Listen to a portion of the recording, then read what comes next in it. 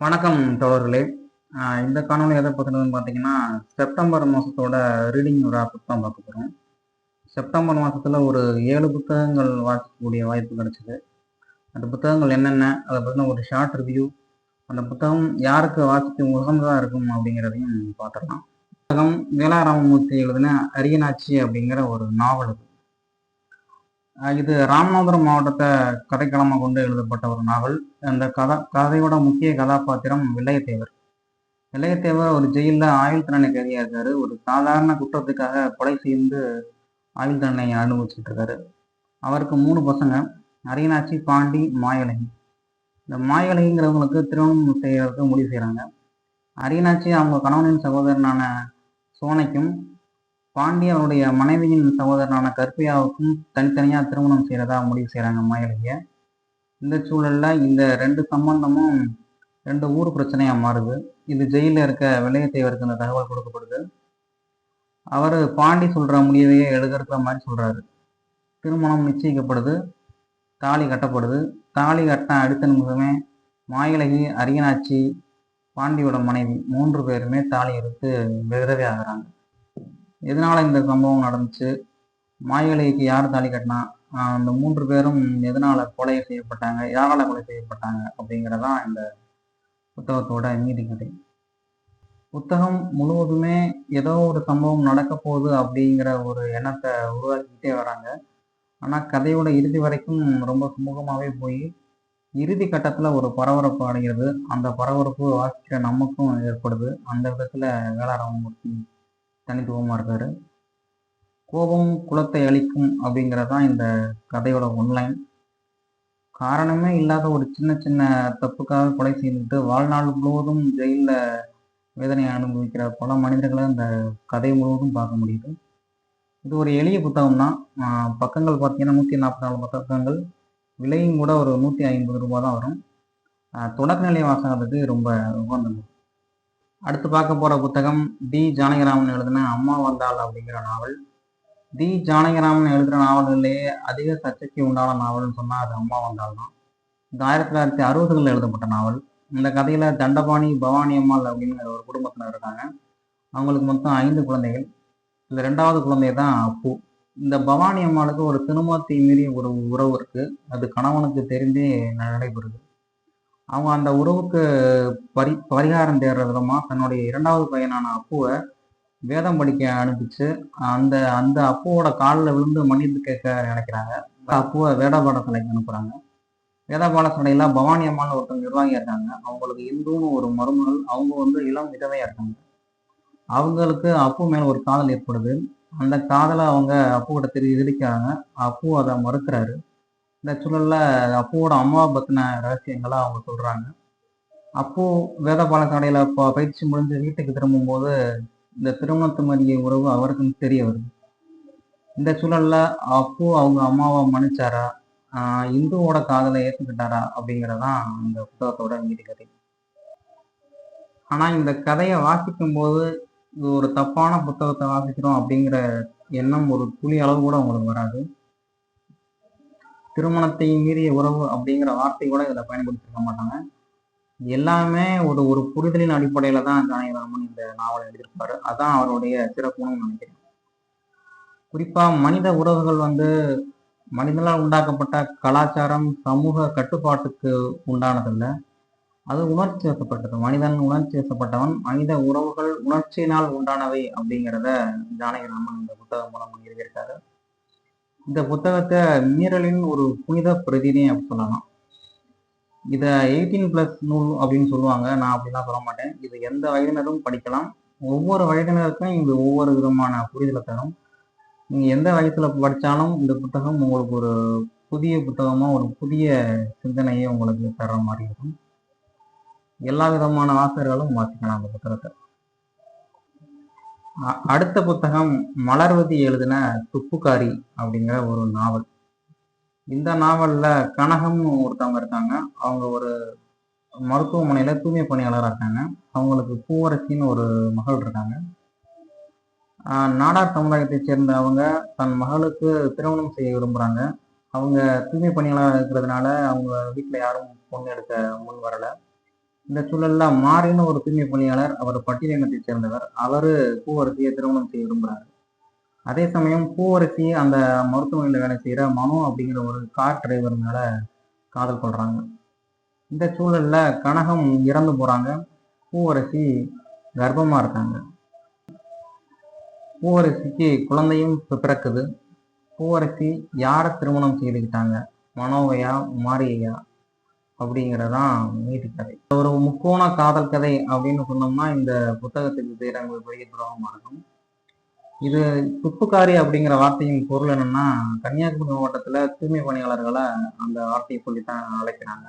ஒரு பெண் தன்னோட காதலையோ ஆசையையோ விருப்பத்தையோ சொல்றது மரபு மீறல் அப்படின்னு நினைக்கிற இந்த சமூகத்துல ஒரு பெண்ணோட வலியையும் வேதனையையும் விருப்பத்தையும் இந்த நாவல் மூலமா மலர்வதி சொல்லியிருக்காங்க. மலர்வதியோட அம்மா தூய்மை பணியாளராக இருந்ததாகவும் அந்த அனுபவத்தின் அடிப்படையிலேயே இந்த புத்தகத்தை எழுதியிருக்கிறதாகவும் சொல்லியிருக்காங்க. நாம் அன்றாடம் சந்திக்கிற இந்த தூய்மை பணியாளர்கள் அவங்களுடைய வாழ்க்கையில எவ்வளவு கஷ்டங்களை அனுபவித்தாங்க, அந்த சின்ன வருமானம் அவங்களுக்கு எவ்வளவு பெரிய வேலையை கொடுக்குது, அவங்களோட வேலை எவ்வளவு கடினமா இருக்குது அப்படிங்கிறத இந்த நூல் மூலியமா நம்ம தெரிஞ்சுக்க முடியுது. இந்த நூலுக்காக மலர்வதி சாகித்ய அகாடமியோட யுவ புரஸ்கார் விருது வாங்கியிருக்காங்க. அனைவரும் வாசிக்கலாம். ரொம்ப எளிய புத்தகம் தான், 150 ரூபா தான் விலை. நம்ம பார்க்க போற அடுத்த புத்தகம் இமயம் சார் எழுதின பெத்தவன் அப்படிங்கிற ஒரு குறு நாவல் நெடுங்கதை அப்படி வேணா சொல்லலாம். ரொம்ப சின்ன புத்தகம், ஒரு 46 பேஜஸ் மட்டுமே உண்ட ஒரு புத்தகம். ஆனால் இந்த புத்தகத்தோட வீரியம் பார்த்தீங்கன்னா உங்களுக்கு பல நாட்கள் இந்த புத்தகத்தோட தாக்கம் இருக்கும். அந்த அளவுக்கு இந்த புத்தகம் இருக்கு. சாதிய வன்முறையிலிருந்து தனது மகளை காப்பாற்ற ஒரு தகப்பன் ஓர் இரவு போராட்டம் தான் இந்த பெத்தவன் அப்படிங்கிற நாவல். கதையில ஒரு தந்தை வராரு. அவங்களுடைய மகள் ஒரு பட்டியலின ஆணை காதலிக்கிறாங்க. இது அந்த ஊர் மக்களுக்கு தெரிஞ்சு அந்த காதலை கைவிடுமாறு சொல்றாங்க. அந்த பெண் மறுக்கவே அந்த பெண்ணை கொலை செய்யுமாறு தந்தையிடம் சொல்றாங்க. தந்தையால அந்த பெண்ணை கொலை செய்ய முடியல. ஆனா கொலை அவங்களே தற்கொலை செய்வதற்கு ஏற்பட்ட வாய்ப்புகள் ஏற்படுத்தி தராரு.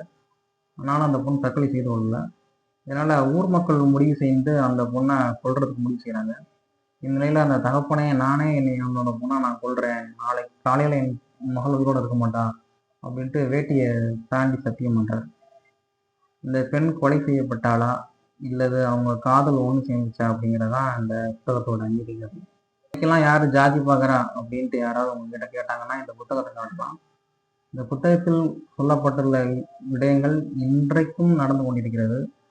சமீபத்தில் நடந்த ஒரு சாதிய ஆவணப்படையே அதற்கு உதாரணம். இந்த காலகட்டத்தில் அவசியம் படிக்க வேண்டிய நூல், இளைஞர்கள் கண்டிப்பாக படிக்கணும். பிகினர்ஸ்க்கு ரொம்ப ஏற்ற நூல். அடுத்து நம்ம பார்க்க போகிற புத்தகம் யாத் விஷயம், நேமிச்சந்திரா எழுதுனா ஒரு கன்னட நூலோட தமிழாக்கம். இதோட கதைக்களம் பார்த்தீங்கன்னா ஜெர்மனியில் ஆரம்பிக்குது. 1933 ஜெர்மனியில் நாசி கட்சி ஆட்சிக்கு வருது. ஹிட்லர் நாட்டோட அதிபராகிறாரு. அந்த சூழலில் யூதர்களுக்கு எதிரான மிகப்பெரிய இனப்படுகொலை நடக்குது. யூத குடும்பமான அனிதாவோட குடும்பம் இதில் சிக்கிறாங்க. இதில் அவங்களோட அம்மா, சகோதரன் மற்றும் சகோதரி 3 பேரும் சிக்கிக்கொள்ளவே அனிதாவும் அவங்க தந்தையும் இந்தியாவுக்கு வர்றாங்க. இச்சூழல்ல அவரோட தந்தை இந்தியாவிலேயே மரணம் அடைகிறாரு. அனிதா ஒரு இந்திய குடும்பத்தினால வளர்க்கப்படுறாங்க. திருமணம் செய்யப்பட்டு அவங்களுக்கு ஒரு குழந்தையும் பிறக்குது. தன்னுடைய 60வது வயதுல ஜெர்மனியில காணாமல் போன தன்னுடைய அம்மா, அக்கா மற்றும் தம்பியை தேடி திரும்பவும் ஜெர்மனிக்கு போறாங்க. ஜெர்மனியில அவங்கள பற்றின தகவல் இல்லாத சூழ்நிலையில யூதர்களுக்குன்னு உருவாக்கப்பட்ட நாடான இஸ்ரேல்ல போய் தன்னுடைய குடும்பத்தை பற்றி தேடுறாங்க. தன்னுடைய அக்கா மற்றும் அம்மா, தம்பி 3வரையும் கண்டுபிடித்தாங்களா, மீண்டும் இவங்க இணைந்தாங்களா அப்படிங்கிறதான் இருக்குது. மருதன் எழுதின ஹிட்லரின் வதைமுகம் புத்தகத்தை வாசிக்கும் போது உங்களுக்கு என்ன ஒரு உணர்வு ஏற்படுமோ அதை விட ஒரு மடங்கு அதிகமான குற்ற உணர்வை இந்த புத்தகத்தின் மூலம் ஏற்படும். ஹிட்லரின் வதைமுகங்கள்ல அனிதாவோட அக்கா அனுபவிச்ச ஒவ்வொரு கொடுமைகளையும் அவங்க சொல்லும்போது அது நமக்கே நடக்கிற மாதிரி ஒரு அச்சம் நமக்கு ஏற்படுது. இப்படியெல்லாம் வரலாற்றில் சம்பவங்கள் நடந்துச்சா அப்படிங்கிறத நினைக்கும் போது மனித குலத்தோன் சர்வாதிகாரத்தின் மீது ஒரு மிகப்பெரிய வெறுப்பு இந்த புத்தகம் மூலம் உங்களுக்கு ஏற்படும். அவசியம் வாசிக்கலாம். புதுசாக வாசிக்கிறவங்களும் வாசிக்கலாம். ஈஸியாக தான் இருக்கு புத்தகம்.